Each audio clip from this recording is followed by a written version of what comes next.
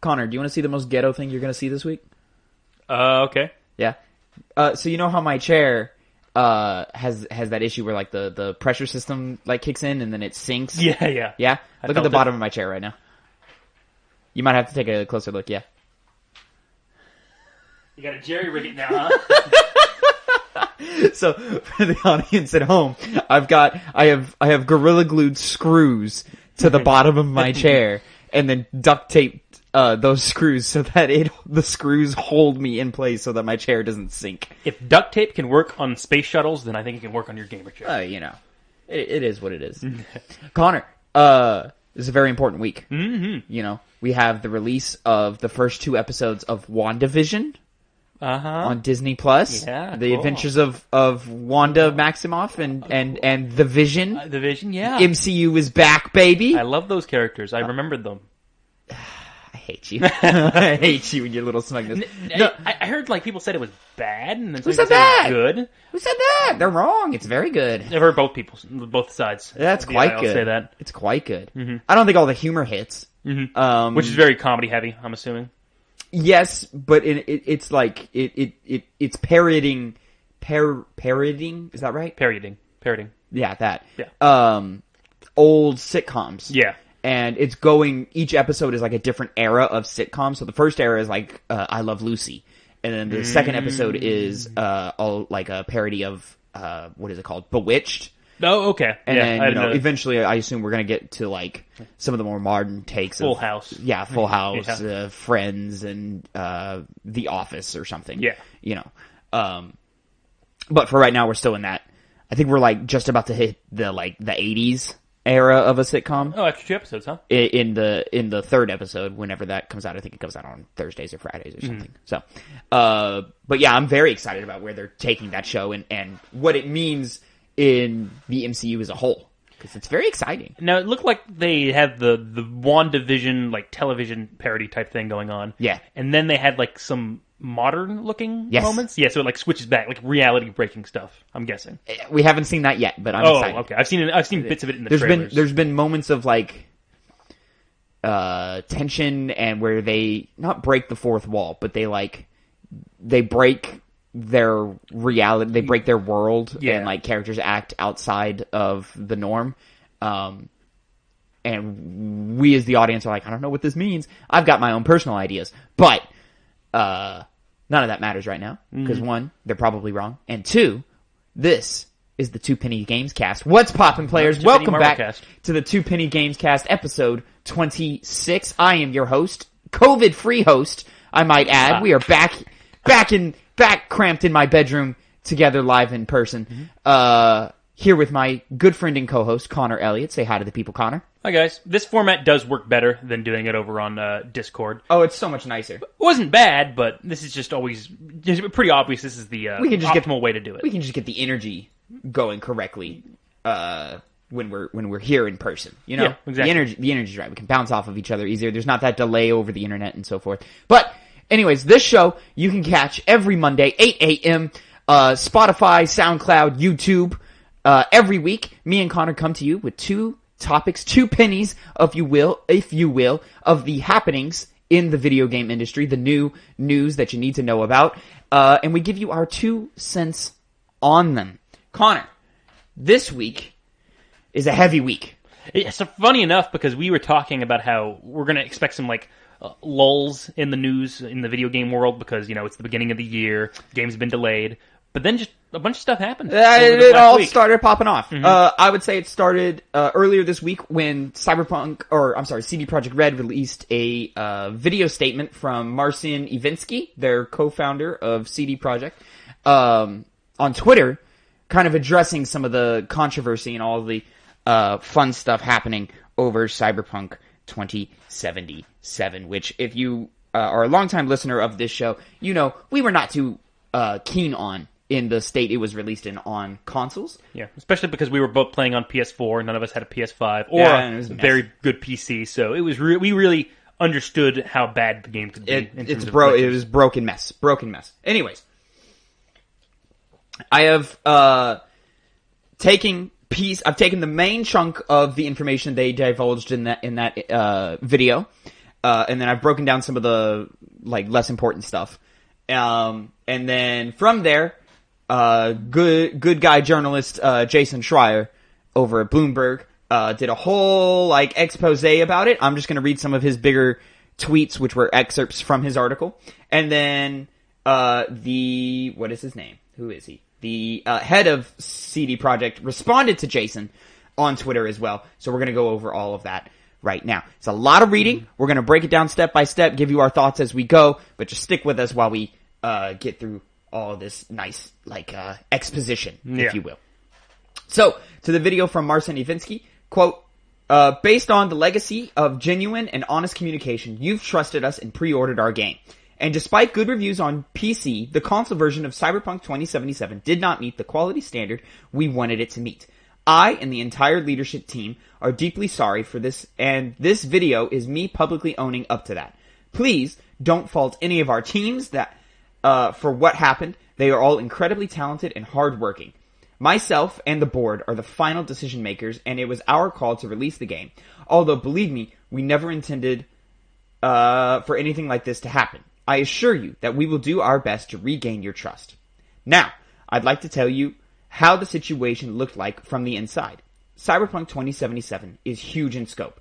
And I'm not only talking about quests or things you see at first glance, I'm talking about a multitude of custom objects, interacting systems, and mechanics. In the game, everything is not stretched out over flat terrain where we can make things less taxing hardware-wise, but condensed in one city and in a relatively loading-free environment.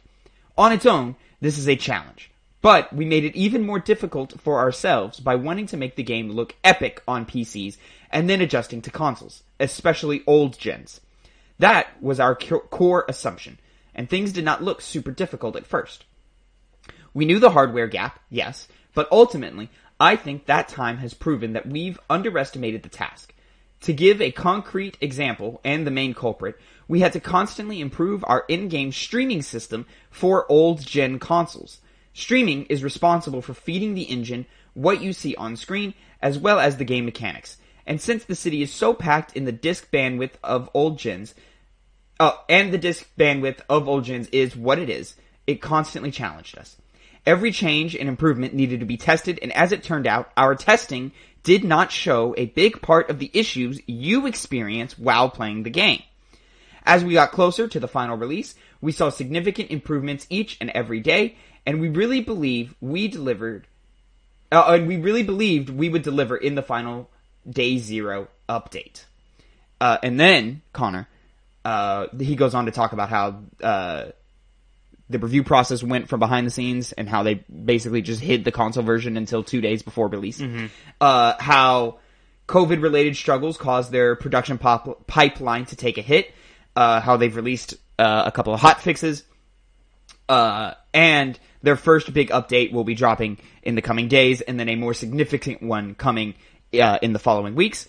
And then he showed a timeline of patches, free DLCs, and the next-gen update coming in late 2021. The PR department's really trying to come out and save as much as possible. They really are. Give them DLC, do statements to take blame, as he should have done. There's no reason to call this out to anybody else. Did he? I mean, that's the most you're going to expect from something like this. You're not going to... So yeah, he says he's taking blame.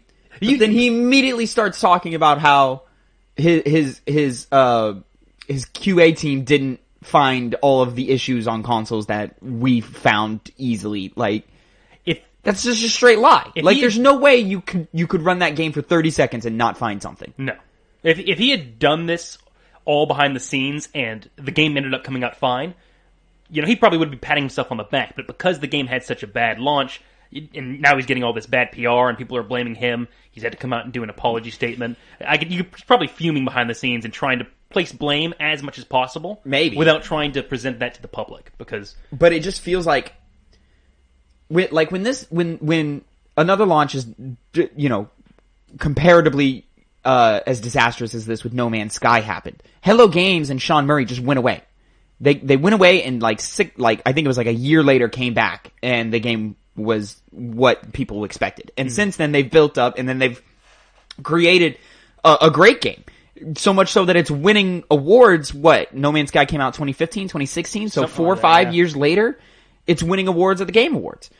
So, listen, your game came out. You rushed your production pipeline.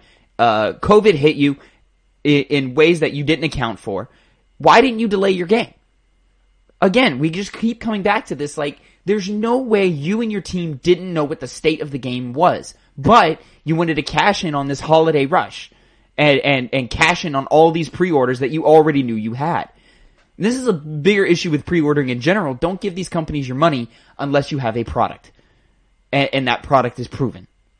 You understand what I mean? No, yeah, I understand. It's they had to have known that this was like on this level of undoneness, and they released it anyway because they wanted to get money. Exactly. Now, I don't know if it's there has to be some level of stupidity in that decision to not do It's anything greed, to put it back up. not so much stupidity. It is more greed, but how'd you not know this was going to go blow up in your They face? did know. That's a lie that they said, oh, hey, we didn't find it. No, your QA team found it. I don't believe for a second they didn't find it. And I don't believe for a second you or your team believed that you could get it done by a day zero patch. What game development team has ever said, yeah, the day zero patch will fix everything? None. Those are really just from minor bug issues, and usually when you see like minor issues in review copies of games, that's the kind of stuff they fix. Yeah. Not entire games that need months more development. You'll lose some texture pop-in will be fixed, Yeah. or loading times will be decreased, or frame rate drops will be reduced. Not your entire game goes from broken to a masterpiece. Well, as a result of them trying to rush it and get as much money from this as possible, as quick as possible, now they're facing lawsuits as a result of it. So Yep. that's probably another reason why they're not going like a No Man's Sky approach, and they're trying to actively appeal to the community to say, we're going to fix this, and you're going to get the game that you wanted on release date. But Absolutely. And I don't know. I don't like the tone he's taking with old gens. What? You announced your game in 2012, 2013, and yeah, you did The Witcher 3, and yeah, you didn't start production on this game until after The Witcher 3. So clearly this game was going to be on next-gen consoles as well.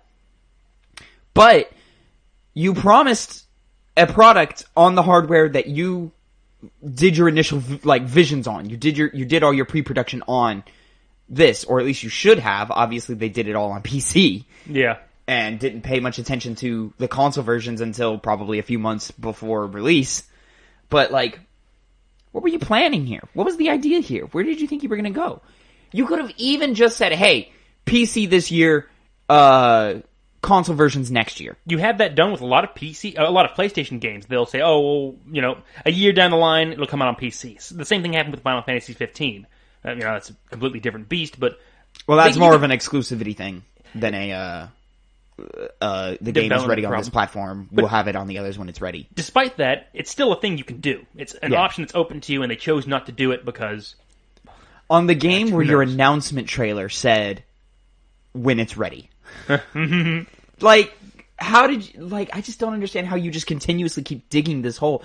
And just the idea that, the hardware is old, so of course the game's not going to work, it's such bullshit to me. When Last of Us 2 is a technical masterpiece of which I don't think we've ever seen before. When Red Dead Redemption 2 is literally fooling local news networks into thinking that it's actual pictures being taken while people are on vacation. That's just not an excuse. And then Witcher 3 worked way better than Cyberpunk does, and in many ways Witcher 3 is more complex system-wise than Cyberpunk is. They really just... Fallout 4 worked better. Your game is just Fallout. And your take that, hey, it's not over flat terrain, it's all condensed into one city with multiple levels, it's hard to get... I get that. Okay, that makes sense to me. That's a viable excuse. With stuff like that, it is a bit grander than those other games that you talked about. Yeah. Despite that, though, you announced it on old consoles. Yep. You had a lot of time to do it. You made a promise and you didn't keep it. No. So we don't... It's just a matter of fact that we don't trust you. And it's scary, and we should take note, because then when we dive into this Jason Schreier article, where he has quotes saying... with his interview with more than 20 current and former CD Projekt staff, paint a complex picture. This is from his Twitter. Unchecked ambition, technical woes, and unrealistic deadlines, and above all, in one belief, quote, "We made The Witcher 3, it'll work out." Devs at CD Projekt said despite promises that crunch would not be mandatory, they felt pressure to work overtime on and off for years. I can't share all the stories here. This is from his Twitter, so yeah, it's all in the article. But then he shows an excerpt from his article saying, quote, "There were times when I would crunch up to 13 hours a day. A little bit over that was my record probably. And I would do 5 days a week working like that. I have some friends who lost their families because of these sort of shenanigans." We're not going to name who it is because I cannot pronounce it and you probably can't pronounce it. But he is named. He's not anonymous. That was a named former audio programmer. That was a named one. In fact, the only named source in that entire story, which we'll come back to in a little while. Schreier then references his work when Anthem came out and was rushed and was a mess. He did a similar expose to this, and he references Anthem's developers talk about, quote, BioWare magic, an unwavering belief that with enough hard work and crunch, their games would come together. CD Projekt was similar. When asked about unrealistic deadlines, directors would say they'd be fine. They made The Witcher 3 after all. And then he also talks about some tidbits that were cut from his piece. Veteran devs from other companies were shocked at CDPR's free-for-all production. One example, if someone needed a shader, they'd make it, with no pipeline in place to determine whether someone had already made one with the same function. Now, in the finished project of Cyberpunk, I never noticed anything like that. Did you? Well, one, we didn't play enough and we didn't have enough detail, and two, how would you or I, who knows nothing like that, know what that even looks like? And if they're just if 6 people are remaking the same shader again and again and again, do you know what a shader is, Connor? Oh yeah, of course. Yeah, okay. For those who don't know, a shader is basically like a texture you apply to a in-game model to give it its look and feel and texture. Like it gives it its dimensions, basically. And turns it from a grayscale, just like gray box 3D item that you've created into the item that gamers then see. And then another quote from Schreier. One CDPR developer told their manager that they didn't want to work overtime as their CEO had said it would be okay. Fine, their manager said. But one of their other coworkers would just have to work extra hours to make up for them. Several other developers shared similar stories. That is Machiavellian as hell. Like, you don't have to work overtime, but... Oh, somebody's going to work these hours, though. Yeah, and if it's not you, then you're going to have to make someone else do it, so I guess they'll have more work for them. I've broken my pen, Connor. Really shit. Your Star Wars... I've got this shitty, little lightsaber pen that it was gifted to me from Christmas, and I've already broken it. I don't know how to put it back together. I could if I wanted to. Okay. You want to go get another pen, Tavin? I'm just going to put this to the side. Do I have a pen over here or something? I see. Doesn't look like it. Here, I'll just use a pencil. Grab me a pencil from right there.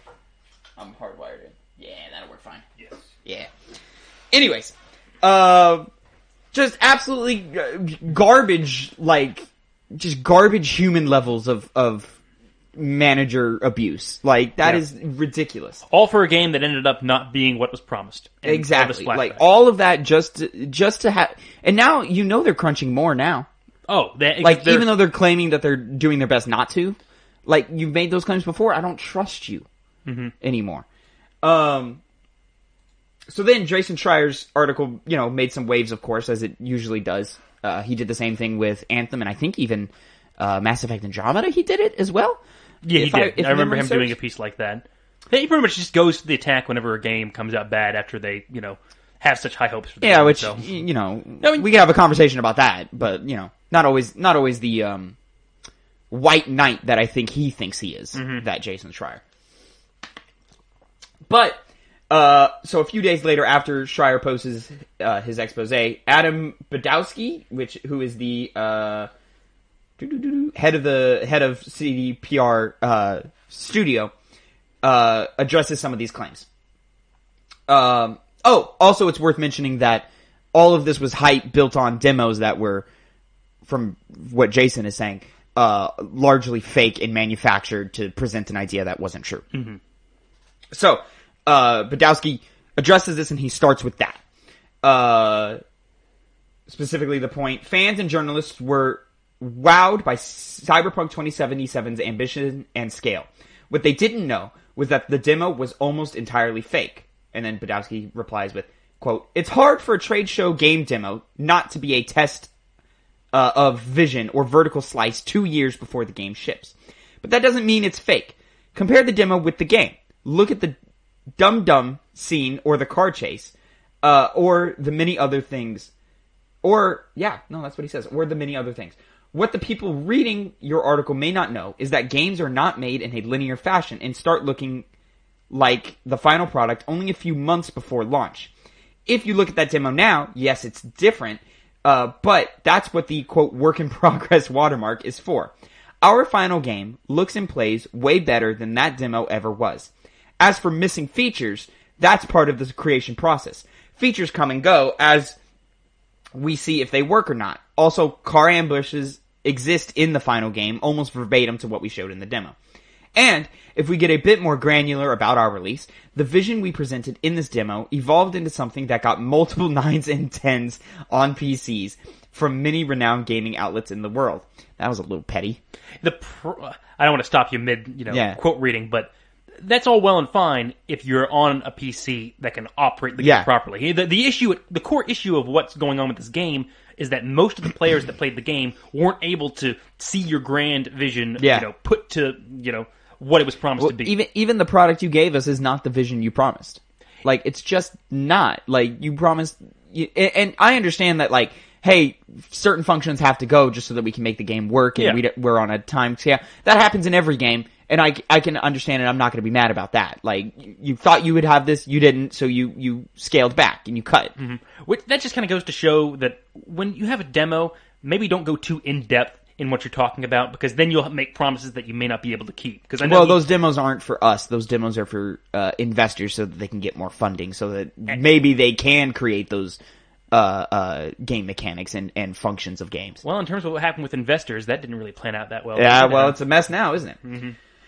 As for the old gen consoles, again with the old gen, most people don't have next gen consoles yet. I argue, we are still in the current gen with PlayStation 4 and Xbox One. Not even to mention scalpers are just, preventing people from having that in the first place. It just, exactly. Even if you didn't see that coming, at the end of the day, you still did announce this game on PS4s. Exactly. To me, quote unquote, next gen doesn't start until the majority of gamers are using those consoles, and games, for the most part, stop coming out on the old hardware. Mm.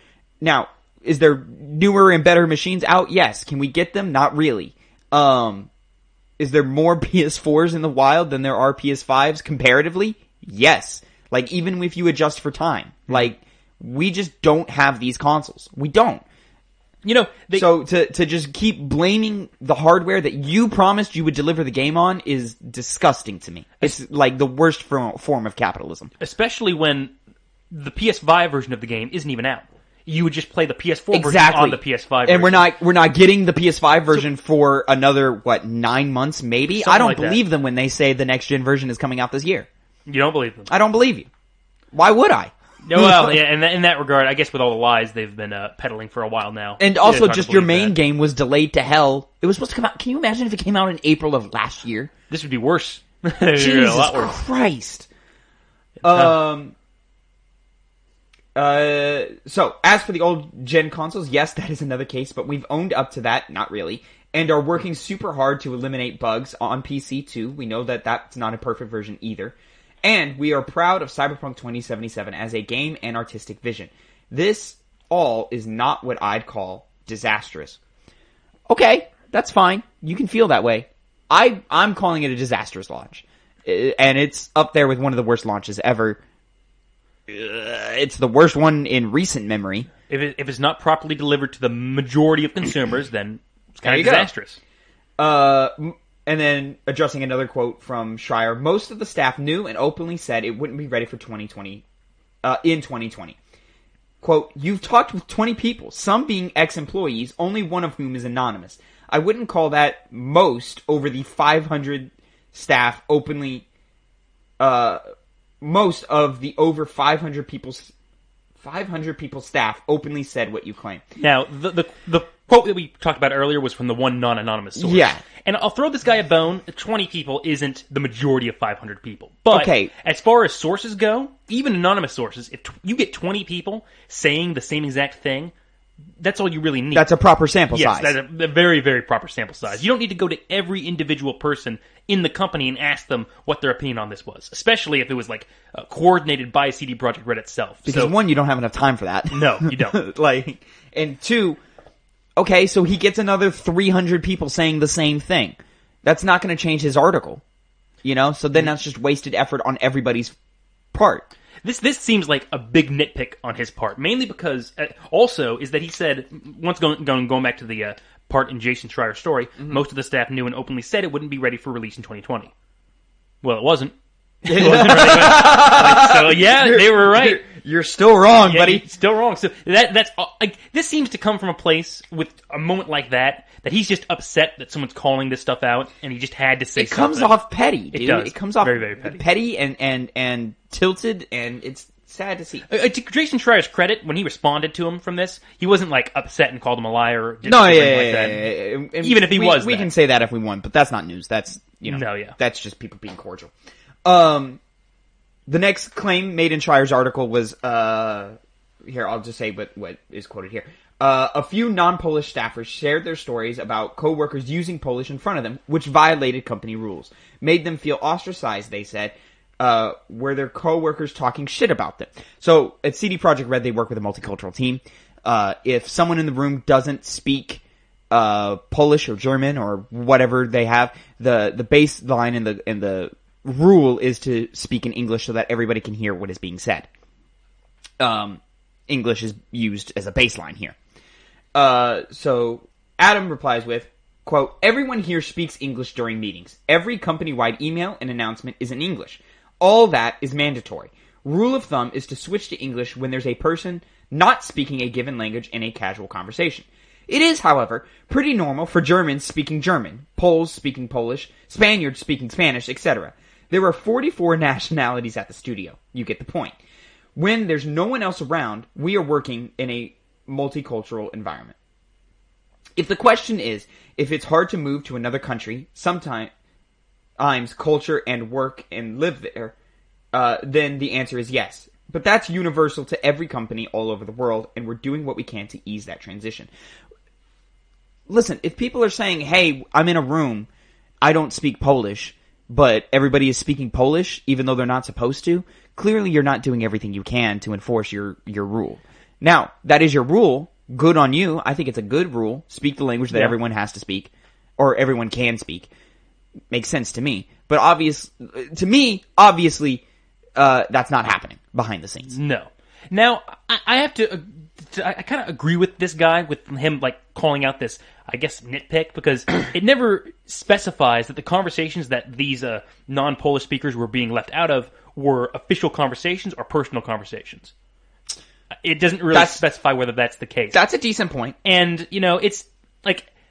it's their language. At the end of the day, if they want to speak in personal conversation with someone, they can do it. Now, if that did happen in official meetings, and they would be talking about something in English, and then there'd be some side issue, and then they would start talking to two different people would start talking in Polish, that's a problem.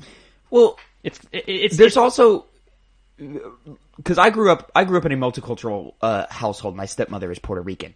So when we're around her and her family, it's very often that if something needs to be fixed quickly or something needs to be corrected quickly, I would very often see my stepmother and her family switch to Spanish real quick because they're just more comfortable in that language and they can get their point across faster so that the mistake can be corrected faster.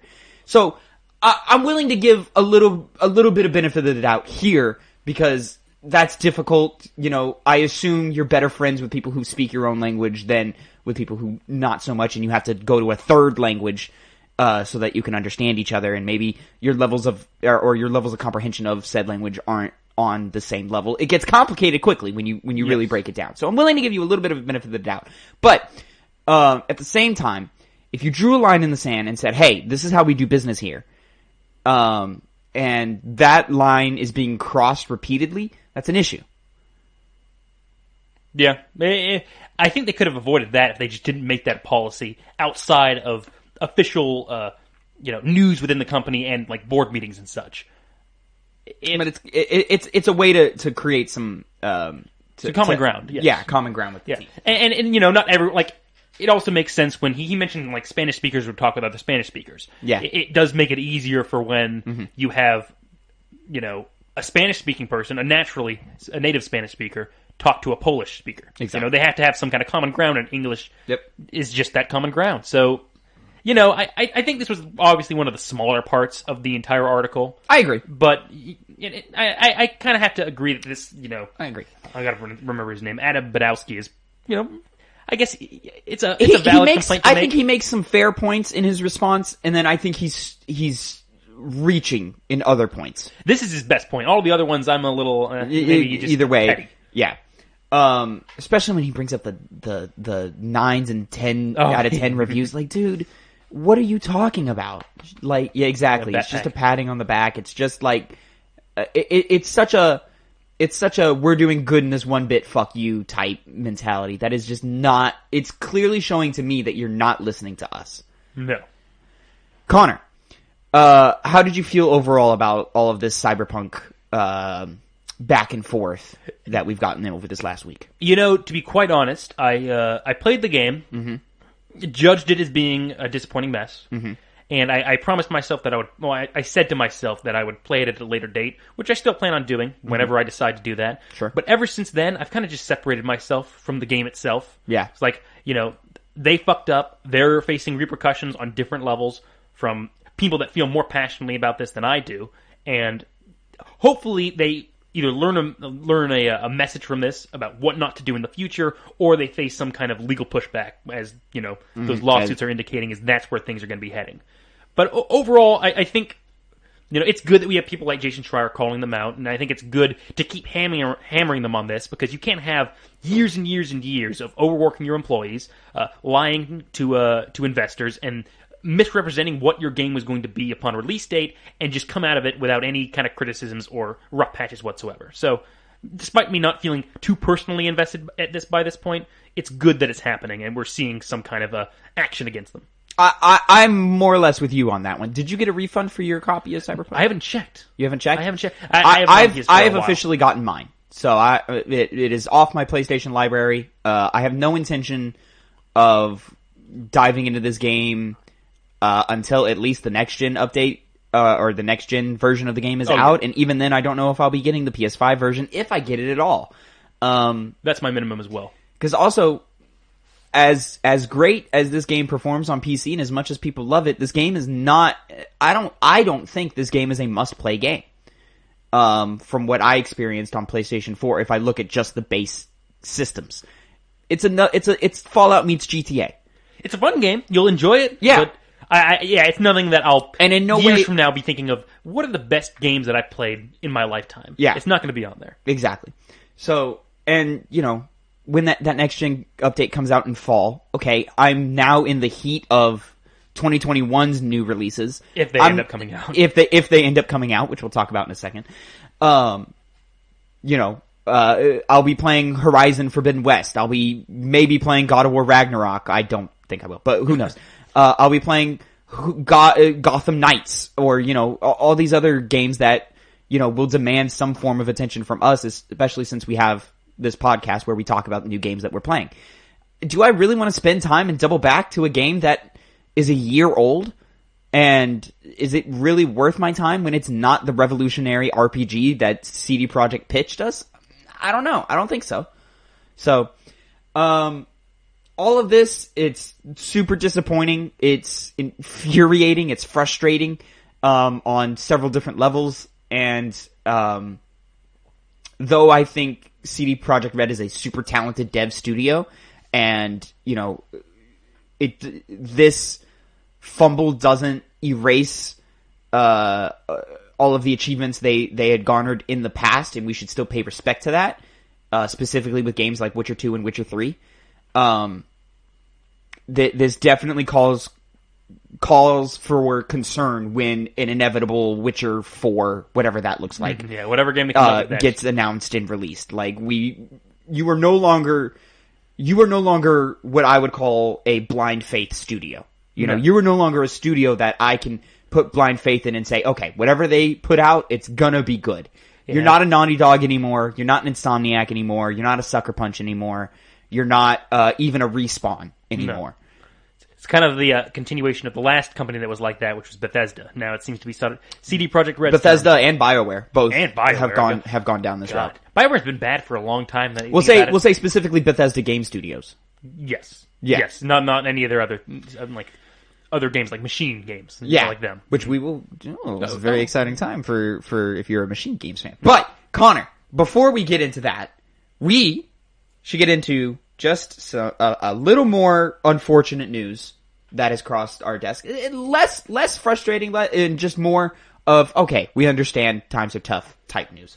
And what we should probably expect to be happening all throughout this next year, maybe even years to come. Mm-hmm. There have been a number of game delays this last week. Specifically with Hogwarts Legacy and Riders Republic. So from each of their respective Twitter accounts, they now had, what are they called? What is this called? Like a statement? Statement, yeah. A statement. They've said, from Hogwarts Legacy, we would like to thank fans from around the world on the tremendous reaction to the announcement of Hogwarts Legacy from our Portkey Games label. Creating the best possible experience for all the Wizarding World and gaming fans is paramount to us, so we are giving the game the time it needs. Hogwarts Legacy will be released in 2022. Gotta wait a year to shit on the floor. What? Would you not? Got to wait a year to shit on the floor? Yeah, according to J.K. Rowling, back then they didn't have bathrooms, so they would shit wherever and then magically whip it away. You never heard about that? It was something on a Twitter account page that she I'm not trying to listen to any of these side facts that J.K. Rowling has about this. Ugh. Riders Republic also posted, "Hey Riders, in September we gave you a first look at our massive multiplayer playground in Riders Republic. We promised an action-packed outdoor sports park filled with all-out mass races, with more than 50 fellow riders on next-gen consoles, a variety of diverse activities, and insane stunts. We can't wait to have you traverse our vibrant world and live out your own rider's fantasy. Today, we want to let you know that we have made the decision to move our release to later this year. This additional time will allow our passionate team to deliver the best fun-fueled experience to our players. Thank you so much for your support and understanding. Stay safe and get ready to join the madness of Riders Republic soon." So Connor, neither of these are I would argue gonna be the biggest games, you know, of their respective years of when they come out. No. In fact, I think Riders Republic is going to be a smaller smaller game in terms of hype and number of players and so forth. Yeah. It's not like your Call of Duties or it's not one of your Sony first party games. It's not part of the Harry Potter name brand. And it doesn't have Harry Potter behind it. But even Harry Potter, we'll see what that game is and what level of hype will be needed to expect from that. Yeah. This is where you're really going to see the two different directions that game companies are going to take. Are they either going to delay games like these two franchises did, or are they going to really dig in and get used to working at home and try and meet the deadlines that they were originally have set for themselves? Because a lot of games that were going to come out in 2021 apparently have never gotten release dates, and we're probably not going to see them for a little bit longer down the line thanks to COVID. Yeah. So, either way, as long as we don't have crunch like what happened at CD Projekt Red, delay them, work from home as much as you can. Right. It's disappointing. It's disappointing that things are going in this direction. Is. But I think it's necessary. I mean, these games, it's not like they're struggling to meet deadlines for financial reasons. You have Harry Potter money and you have Ubisoft money. Mm-hmm. I'm sure things are going to be okay no matter what. But it's just important to take note and say, hey, this is the beginning of what will probably become pretty regular in the next few months to even a few years from now as we deal with this pandemic and how we're just going to have to adjust to life and how it works now, especially on this video game side. It's hard to get a creative vision across to your creators through a Zoom meeting. It's not the same. It really isn't. It's just not the same. Mm-hmm. Maybe the work itself is more beneficial to the workers themselves, but it definitely makes in terms of more managing difficult crunch, in yeah. terms of managing crunch and what people may like or prefer over other avenues that they can work through. But Exactly. we'll see what other games have in store for them, whether they're going to be delayed or whether whatever's going to happen to them. Yeah, I think that's about all I got to say on it. Yeah. It's unfortunate. Expect more. Let's hope games come out good. Now, what games, just to, carry on this conversation a little bit more, any games do you think you had in mind that were going to come out this year you don't think are going to come out any longer? God of War Ragnarok, but I didn't believe that even when you announced it. But now it's like, sure, I don't believe for even a fraction of a second that game's coming out. Halo, do you think? Because I could see Halo slipping again to next year. I could see... I'm trying to think of what's being announced. So am I, yeah. I mean, I expect games like Lego Star Wars to be delayed, not outside of the year, but probably just delayed again. Mm-hmm. From spring to summer or even fall. Just a bunch of the games like that. Deathloop I could see slipping. Deathloop, yeah. Any and all of them are up for grabs for a COVID delay. Yeah, I think there's some exceptions like Resident Evil 8 Village. I think that's probably going to hit the mark that it's planning for. I think because they have that showcase coming up next week that we'll report on in next week's episode. If they give us a date, I will likely believe that date. Yeah, because I feel like by now they should know whether are we going to be able to get this out on time. They obviously don't have any pressure on them because they've yet to announce a release date. So. Capcom also, as far as I know, with the recent Resident Evil releases and even DMC5, they haven't missed a date since Street Fighter 5 maybe? Did Street Fighter 5 even slip? I don't even know. Neither do I. So they haven't missed a date in a while. They've kind of got this issue kind of locked down. They've figured it out. Now let's see. COVID might be different. Yeah. But we'll find out. But until then, Connor, let's talk about maybe some, some more positive news. Yeah. That being... You're back to using the Star Wars pen? Yes, I am. I fixed my pen. I didn't even notice. That being, video games are selling. And they're selling real good, Connor. Cakes.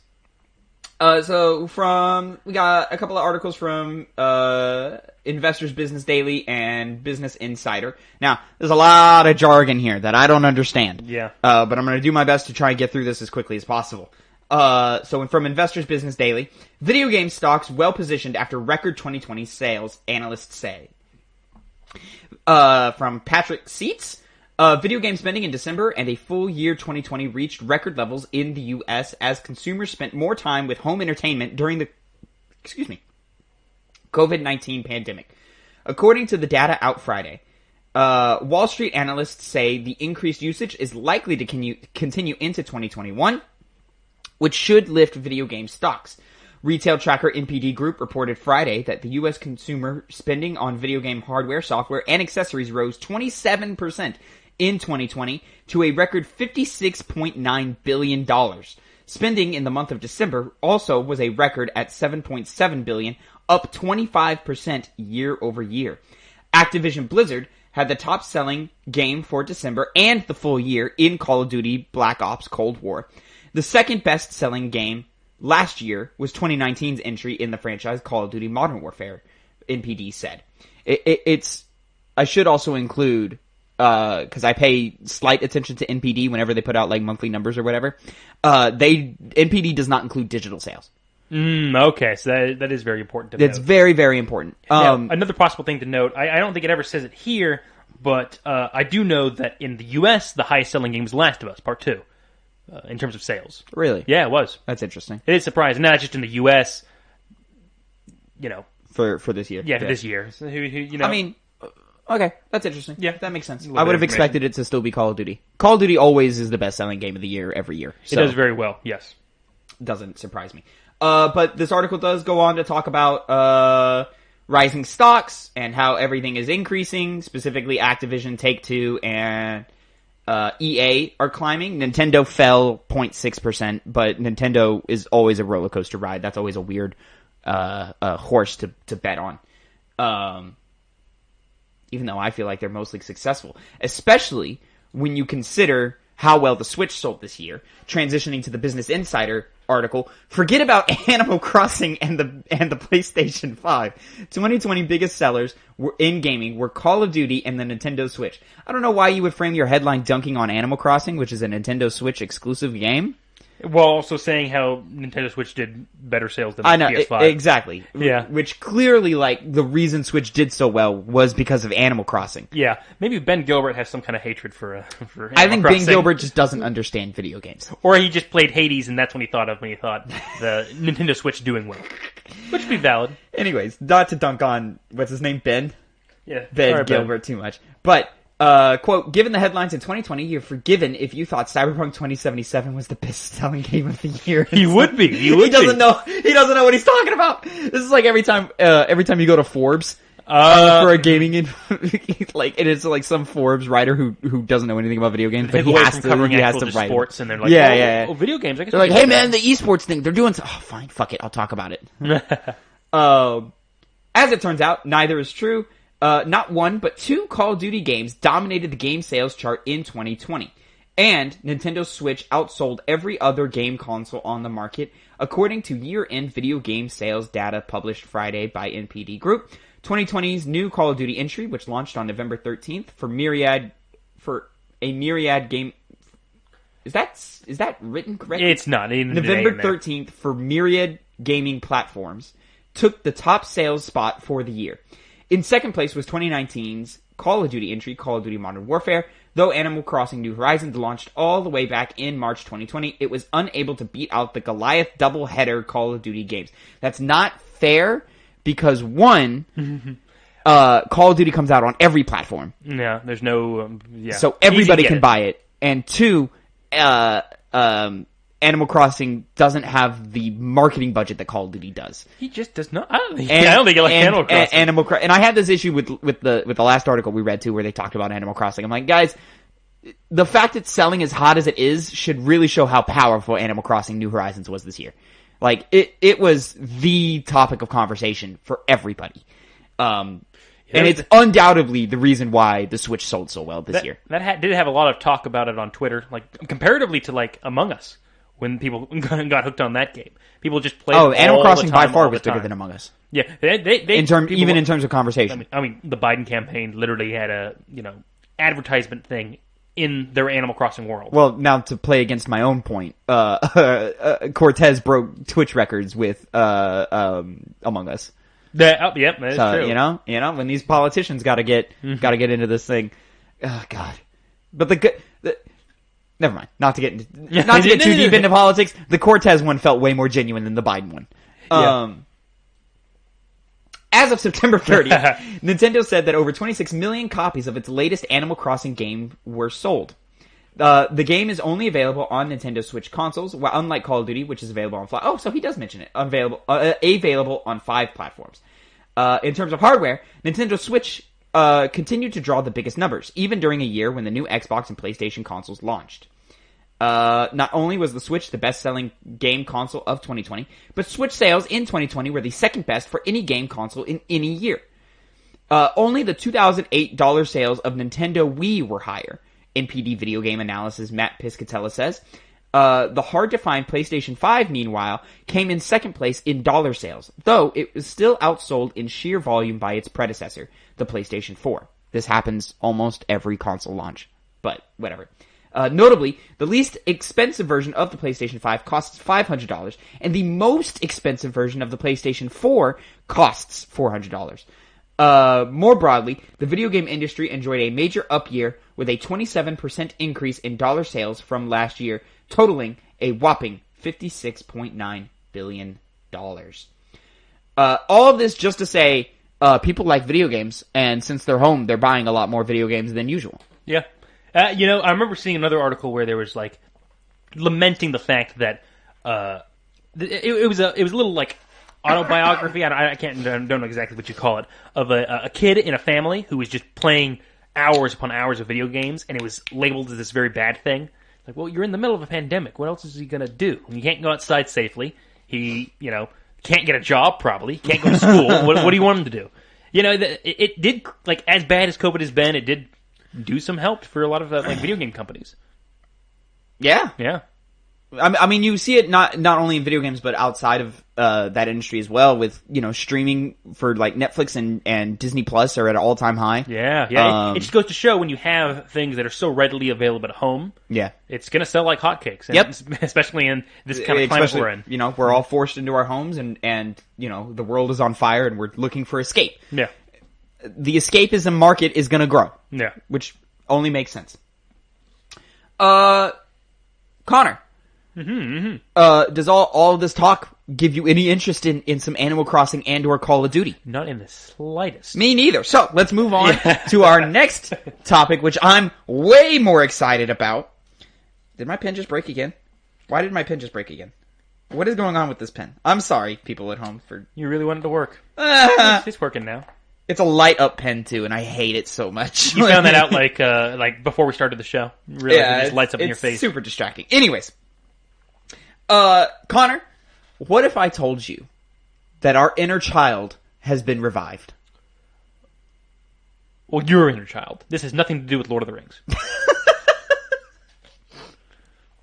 So, for people who don't know, LucasFilm Games has been launched. Previously, I assume LucasArts, but now that the EA contract is coming to a close here in the next few years, very sad. It's time to start. It's time to start bigging up the next era for Star Wars games and other Lucasfilm stuff. So, from an article from IGN by, I believe this is, Joe Scrubbles, Star Wars games to be branded under Lucasfilm Games banner. Star Wars games will now be brought together under a single banner, Lucasfilm Games. Announced today on StarWars.com, the company revealed that Lucasfilm Games is now the official identity for all gaming titles from Lucasfilm, a name that encompasses the company's rich catalog of video games and its eye towards the future. It marks a similar move to Xbox Game Studios and PlayStation Studios, both of which group multiple developers under a single banner. All future Star Wars games will now see new Lucasfilm game banners displayed.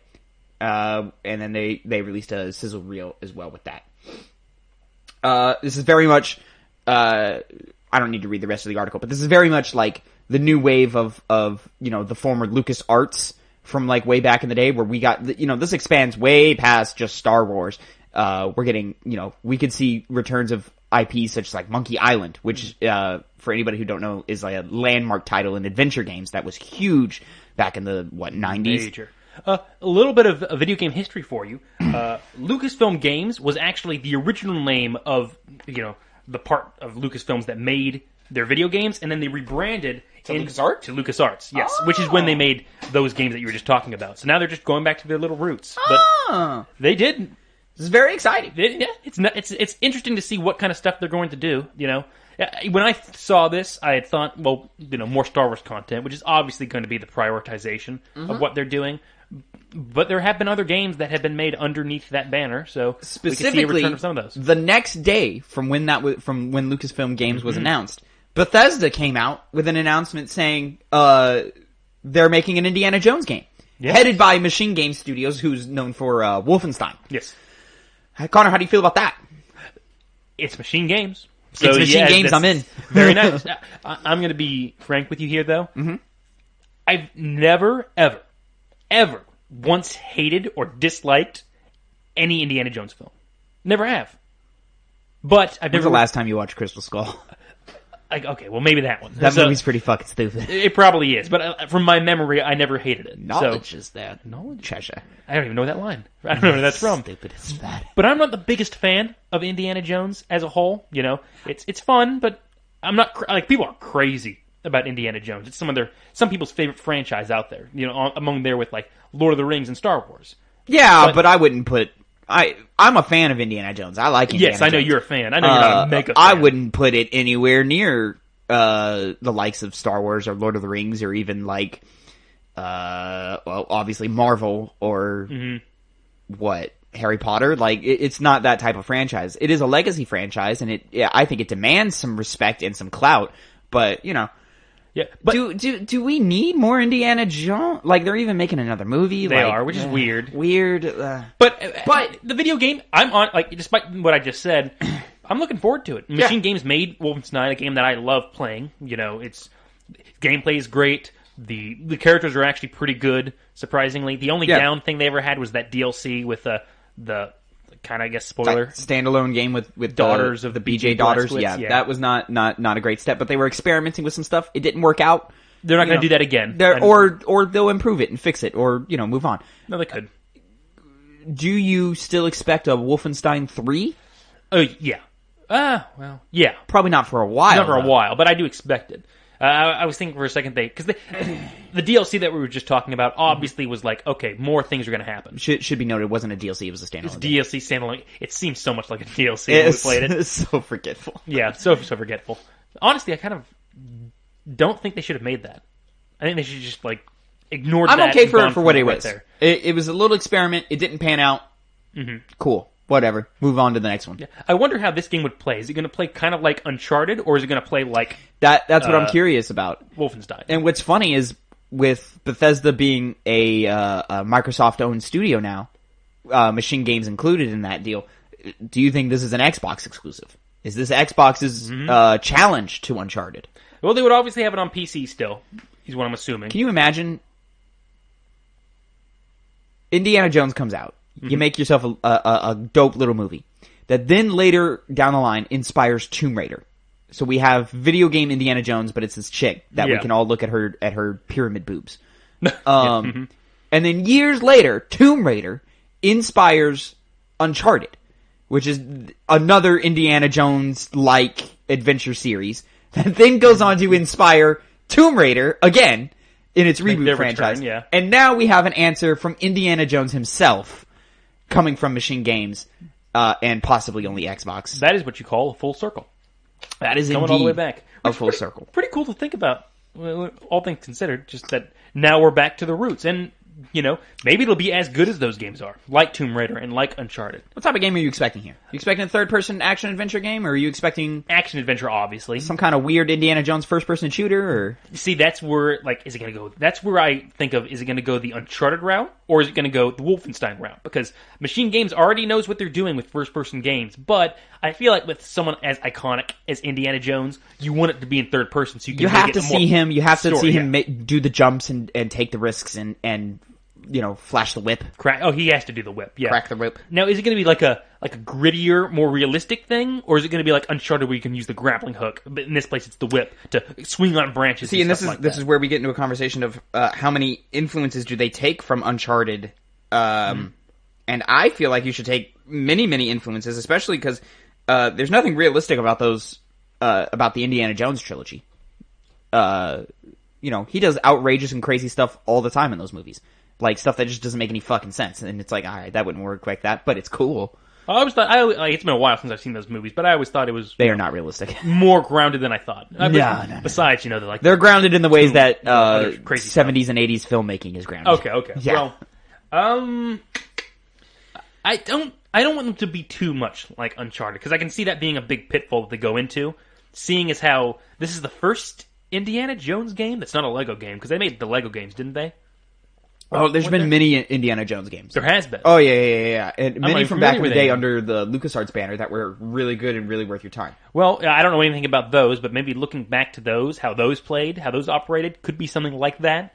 It could be something more original, even. I don't know, but the idea of an Indiana Jones video game does sound appealing. I want to see what they do with it. I do as well. But Connor, it's not the only announcement we got this week from Lucasfilm Games. Ooh. The next day after that, I believe this was Wednesday. So Lucasfilm Games, Monday, Indiana Jones Tuesday, this on Wednesday, I believe, if my timeline is correct. Is my timeline correct? Does it sound right to you? It sounds right to me, yeah. Okay. It was all pretty much close. January 13th. Was that Wednesday? January 13th? Yeah, when was that? Let me look at it. Yeah, it was Wednesday. Dude, I nailed it. I'm so good at this. Anyways. You chronicled it. It was announced Ubisoft is making an open world Star Wars game. An article from The Verge, Andrew Webster. The studio behind The Division is making a game set in a galaxy far, far away, according to a report from Wired.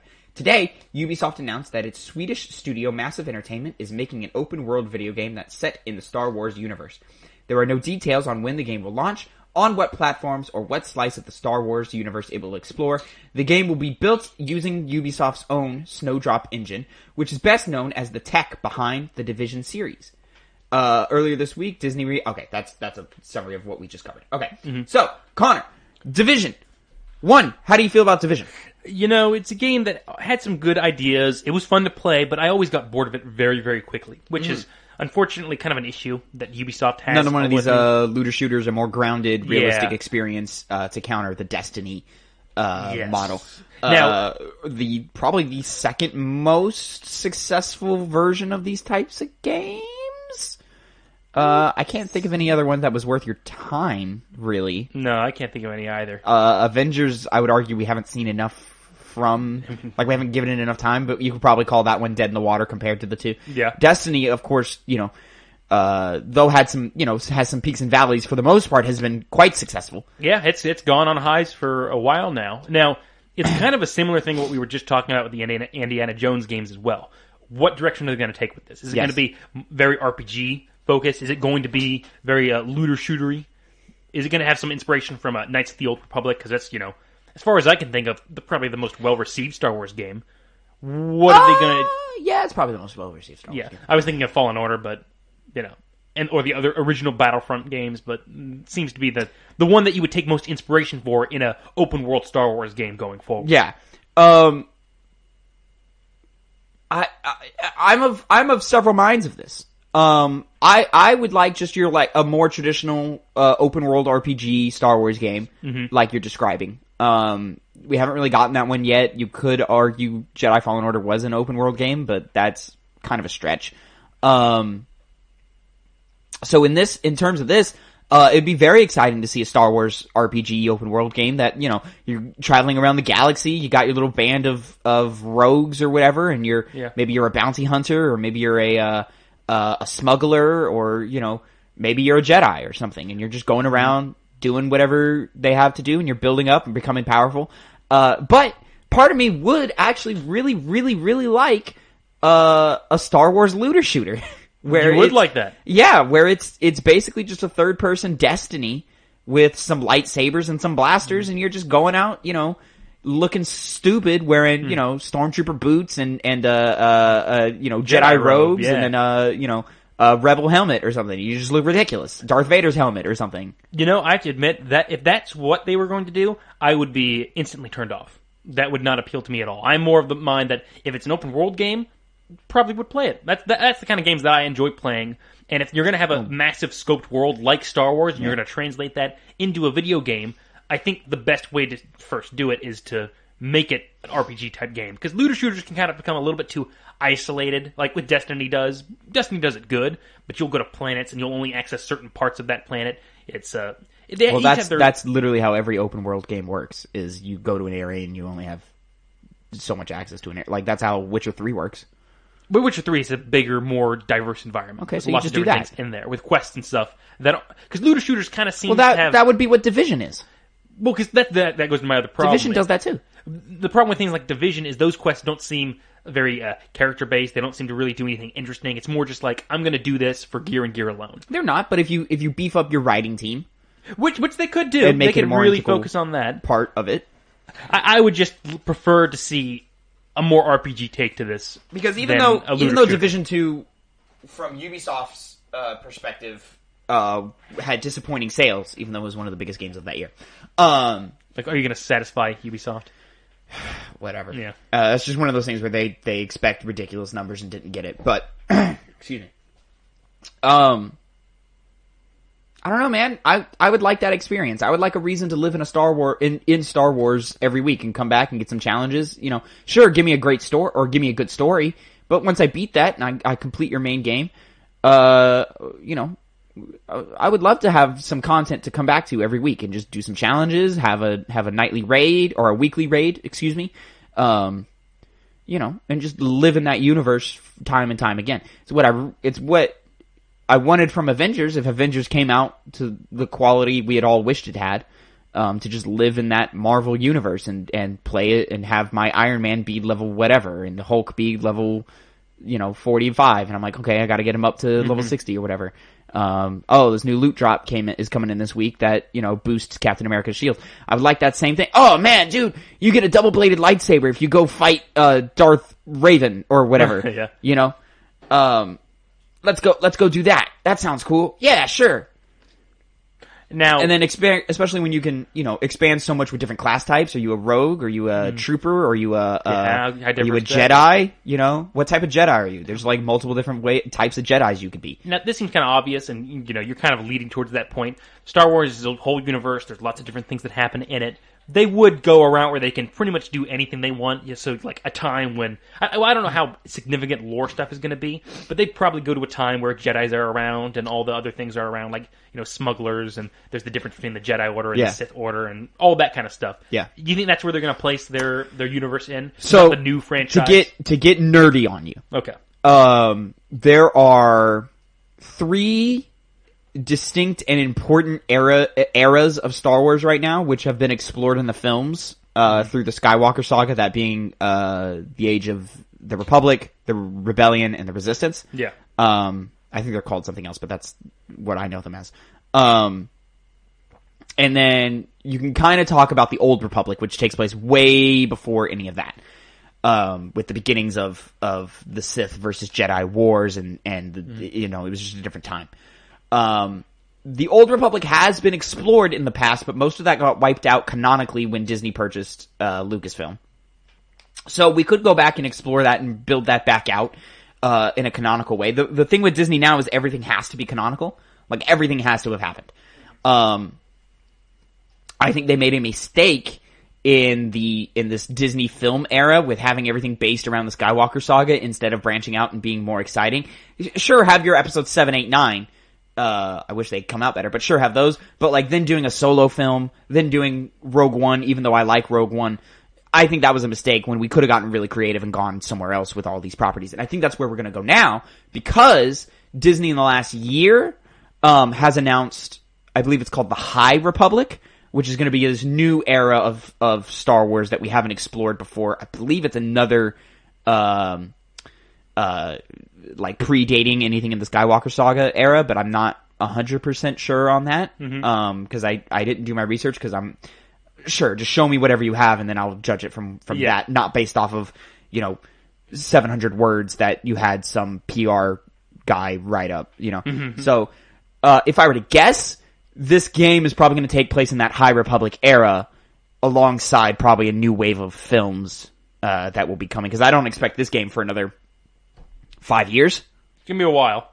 That might be a bit much. 3 years. It's 4 years. It's still the problem is we still have to wait for this EA deal to expire before we can publish this game. Which expires in 2023. And all these announcements clearly say that, okay, we are not doing that exclusivity deal with one publisher anymore. Now, we can still expect EA Star Wars games. I'm sure a Battlefront 3 is in production right now. Jedi Fallen Order 2, whatever that it turns out to be titled, is well on its way to being created. And we should probably even expect that next year or 2023. But, as for right now, we're still under EA, and we're not going to get anything exciting like this Ubisoft game until 2024 and beyond, probably. So, by then, I imagine they're going to have some new films lined up to coincide with this game, to build out this new era of Star Wars, and really create something of their own that I think is going to be way more interesting for the franchise, and I think it's when we're going to start seeing Star Wars turn back around and being hopefully great again. So you can see there being coordination between the video game department of things and the movie department of things, like feeding into one another. Lore-wise, they're not going to build off of each other. They're not going to be the same characters. No, I wouldn't expect that. That'd be a bad choice to do. But... No, I mean, like in terms of like Battlefront, I'll expect like Battlefront type games. Yeah, we're going to have some crossover, and any new heroes that come out of that era will be in those games. But in terms of just building out the lore and what is happening in this new era that they have, they're gonna do it much like how LucasArts did it back in the day, where the prequel era, film wise, is not well received, or at least it wasn't, and apparently people have come around, as the generation that grew up on it have apparently come around on that franchise, which you don't know anything about movies if you like those movies. The monsters in Attack of the Clones were cool, and the Gladiator Pit. They're very cool. Some of them show up in The Mandalorian, Connor. Oh, do they? Yeah. Oh. Huh. In fact, one of them is in the second episode, I want to say. Is one of them the cat thing? The cat thing shows up in season 2. I like the cat thing. The cat thing shows up in season 2. I always like the cat thing. Episode 2, and this is spoilers, but, Mandalorian season 1 is a year old, and also, like, none of this matters. It's not like I'm spoiling other things. The rhino thing. You remember the rhino thing? That was the lamest one, though. No. It was the lamest one. The cool, like, insect thing is cool. It's cool in The Mandalorian. Though. Okay. It's cool in The Mandalorian. I'll give you that one. So much like how LucasArts back in the day built out the prequel era and made the prequel era kind of cool, and then the Clone Wars TV show made it cool, like to where it's like some of the best stuff is in that era because of those things. I expect that here, where like, okay, we have the films and they're going to be what they're going to be, either great or bad or somewhere in the middle. But I assume these games and comics and all of that will build out and make something super interesting and cool that like all those people who love lore and get like super deep into that shit, can really just like sink their teeth into and suck it dry. Yeah. And take all the fun out of the fantasy of Star Wars. A lot of different routes they can go down. We'll, see in 3-4 years' time. We will see. But, I'm excited. I'm just plain excited for the future of LucasFilm Games and just Star Wars and Indiana Jones and all of this and everything that it encompasses. Because there's a lot more to LucasFilm Games than just Star Wars and Indiana Jones. So like, I'm excited to see this branch build and a portfolio grow. Things like Battlefront are just fun shooters to play, even if you're not a fan of Star Wars. I mean, Star Wars alone is such a huge brand that you can have literally every type of video game with Star Wars. Even potentially horror, even. Probably, yes, absolutely with horror. Some Sith Lord is hunting you down, and you gotta run away from him, and he's just indestructible because the Force guides his lightsaber to block your... dude, come on! Will she be a big woman that can step on you? There's one of those in Fallen Order. Oh, like a big woman? Like big? Oh, you're talking just like Godzilla level big. Oh no, like tall, like 8 feet tall. Like nice... Just like yes, but not in the way you're talking. Yes, but not in the way you're talking. The point I'm trying to make is not Resident Evil 8 lady tall. I don't know what you're talking about because I only watched the trailers once and then I'm like, all right, I'll just play the game. Oh, I thought you've been. Oh, I just don't know. There's werewolves. It's Chris Redfield. That's all I know. Resident Evil's Twitter account even mentioned this, but I have no idea. I'll let you find out. We'll probably find out this next week when we watch that showcase. But Connor, that is all the news. Those are our pennies. I forgot to label them as we were going, but, whatever. Yeah, who cares? I don't. Yeah, who needs structure or commitment to a gimmick or anything? No. Yeah, we'll continue the gimmick next week. So, Connor, let's go ahead and jump into what we've been playing. I'll start this off. Okay. So I got a good one. Jack shit. Nothing at all. And this has been a week where I've done pretty much everything that I do a lot of the other times, except play video games. Like I play Valorant with the guys every now and then. That was interesting.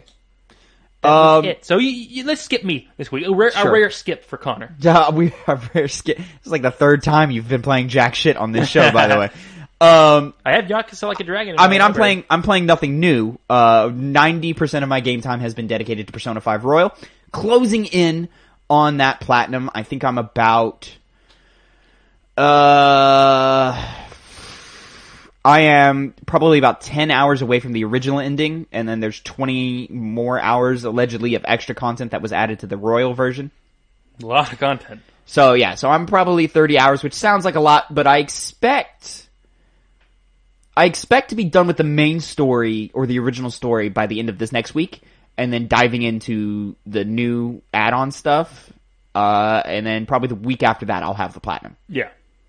So I'm very excited to see what this new stuff is, because the first time I played Persona 5 Royal this last year, I screwed up. I didn't meet the requirements to see the new stuff, so I basically just saw the original ending, which I thought was okay.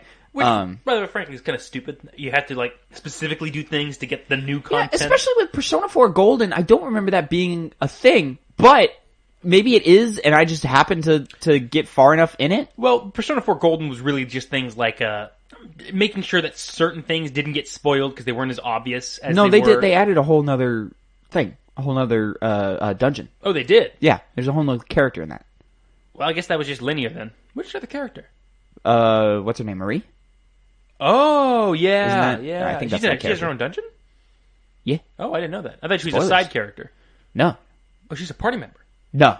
Oh, okay. She's like a weird random thing. Okay. She's just like one of those that like hangs around a lot. Okay, yeah, I see. Much like how she functions, much like how the new characters in Persona 5 Royal function. Okay, that makes sense. I from my knowledge of what they added to Golden was they changed the voice actors. They did some other things. I think they did it's about the same. It's about the same level of the end game upgrades. Cutscene that happens. Like there's a time skip, isn't there? From what No. you've seen? Oh, I haven't seen it unless that's like a true ending thing, and I didn't get the true ending, which I don't think I did because to get the true ending in Persona 4 is a lot more complicated than Persona 5. Okay, that's what it is. I think that wasn't in the original game.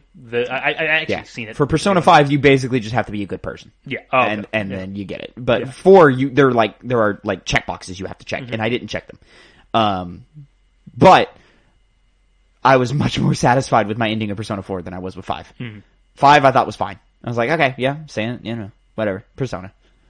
Anyways, so yeah, I'll be continuing my Persona 5 escapades here.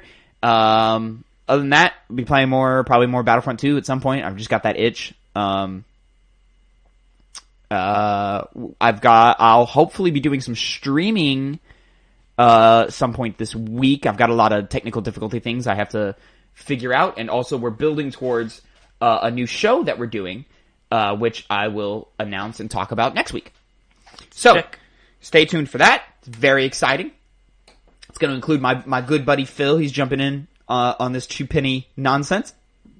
But, other than that, gamers, y'all have a good week. And Connor, say bye to the people. See you guys.